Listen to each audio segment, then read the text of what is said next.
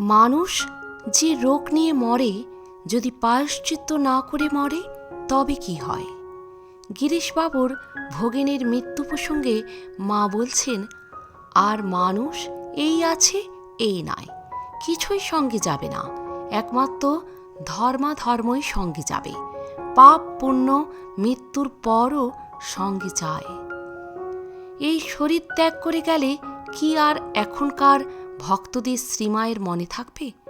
রাসবিহারী মহারাজ এই প্রশ্ন করলে মা বলেছেন, সেখানের আনন্দ পেলে হয়তো এ মনে থাকবে না বাবা। কালই প্রধান, কাল বসে কি হবে কে জানে। দেহধারণে কষ্টভোগ সম্পর্কে মা রাসবিহারী মহারাজকে বলেছেন, যত ভোগ সব এখানেই তো হচ্ছে, আর কোথায় কি? ভুগে ভুগে ঢাক ঢোল সব বাজিয়ে শেষে ধুনুরির হাতে পড়ে তবে তুহ তু ডাক ছাড়ে। মায়ের কৃপাপ্রাপ্ত জনৈক ভক্তের কাশী লাভ হয়েছে শুনে মা রাসবিহারী মহারাজকে বলেছেন, মরতে তো হবেই একদিন, কোথায় কোন পুকুর পাড়ে ডোবাই মরত, তা না হয়ে কাশী লাভ হল।